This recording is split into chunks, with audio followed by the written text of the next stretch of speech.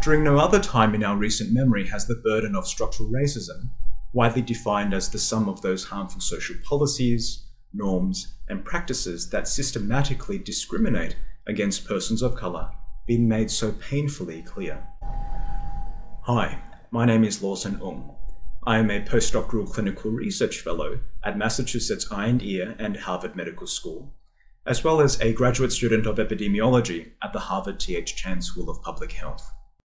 Together with Dr. Alok Agarwala and Dr. James Chodosh, we have authored the following piece, Achieving Racial Equity Within Medical Institutions, an Appeal for Action, published in the Mayo Clinic Proceedings.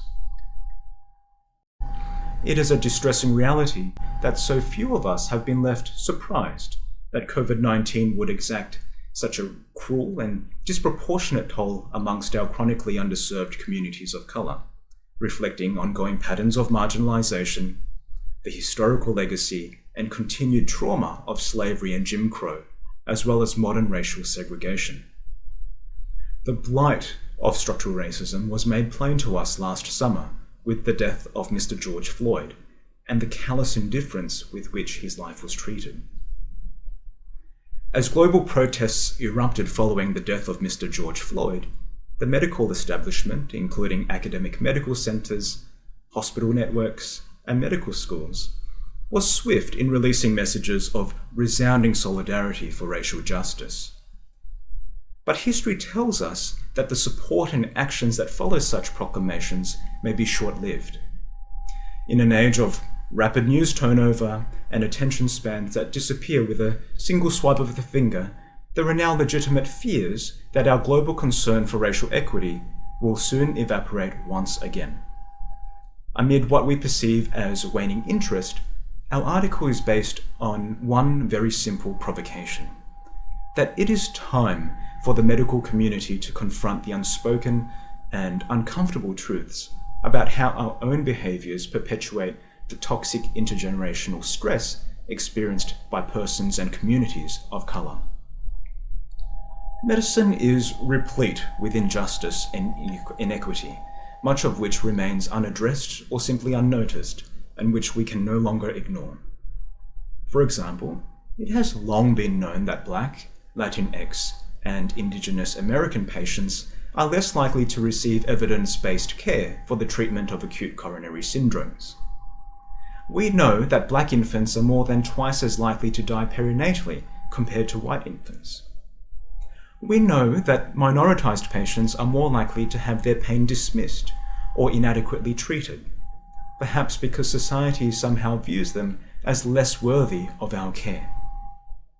We know that such inequities did not arise by chance. Openly acknowledging that it is structural racism and not race that has led to these intolerable inequities may help us define some of the most pressing challenges that we face today. I would like to give just 3 examples of where our efforts are urgently required. First, there is an urgent need to decolonize traditional medical school curricula that promote the myths of biological determinism and presupposed racial hierarchies, the very same kind that led to pseudoscientific justifications for slavery and the Tuskegee and Guatemalan syphilis studies. While those studies have been viewed very much as historical aberrations, the implicit assumptions that led to their conduct are still very much alive today. For example, these assumptions may not be entirely dissimilar to those that underlie the application of race, a complex social construct without biological bases, to modern clinical algorithms that are still widely used. The calculation of glomerular filtration rate as part of routine renal function studies is often identified as a prototypical example of where race corrections are made without a clear scientific rationale. In reality, this is just one of many instruments that require our close evaluation on the basis of serious equity concerns. Another example is the need to think very carefully about how our focus today on precision or personalized medicine should not come at the expense of addressing the long-standing social determinants of health and disease. While drug discovery and highly targeted novel molecular therapies represent a critically important feature of modern medicine, it remains true today that the burden of so many conditions, including ischemic heart disease, pulmonary disorders, diabetes, mental illness, and indeed COVID-19, are inextricably bound to the conditions in which we are born, where we live, our food security, the parks we have access to, the jobs we hold, and indeed the education that we receive. There is an urgent need to be explicit in viewing health through the lens of these broader social issues, to engage in civic and legal discourse on policies that affect the health of our communities, to review our own patterns of resource allocation and utilization so that our care reaches those communities in greatest need.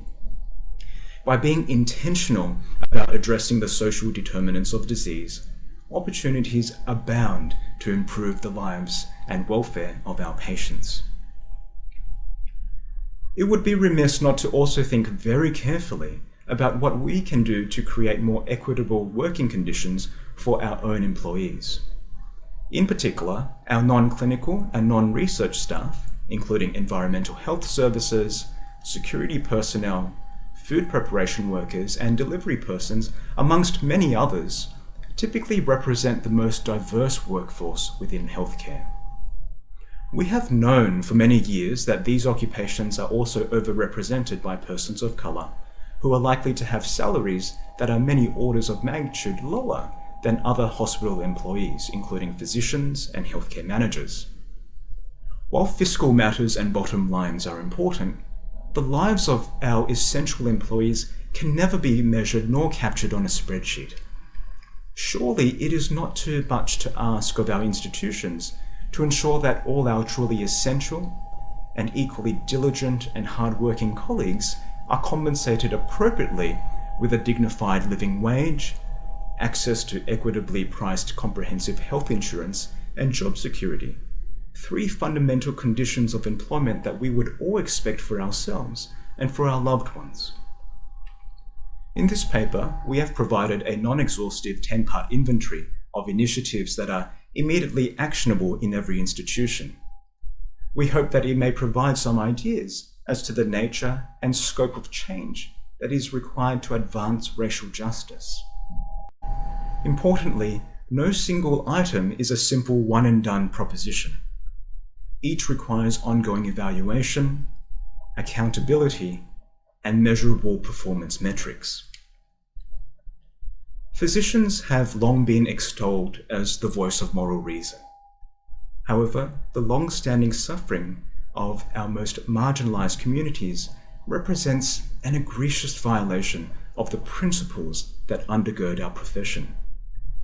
The effects of structural racism lay terrible waste to human potential and deprives us of the rich talents and contributions of those we leave behind. The recognition that intractable inequities exist within our own walls should behoove us to act with urgency and purpose, to be bold and relentless in our efforts to ensure that all members of our community are able to fully participate in the social, economic, and cultural life of our broader society, to set ambitious goals that speak to the values of our shared humanity in both fairness and decency, so that our pledges of support do not ultimately ring hollow. Medical professionals cannot remain distant observers as history marches towards those timeless ideals of justice and equity. We hope you will agree that there is simply too much at stake. We hope you found this presentation from the content of our website valuable. Our journal's mission is to promote the best interests of patients by advancing the knowledge and professionalism of the physician community. If you are interested in more information about us, our homepage is www.mayoclinicproceedings.org. There you'll find access to information for our social media content, such as additional videos on our YouTube channel or journal updates on Facebook. You can also follow us on Twitter. More information about healthcare at Mayo Clinic is available at www.mayoclinic.org. This video content is copyrighted by Mayo Foundation for Medical Education and Research.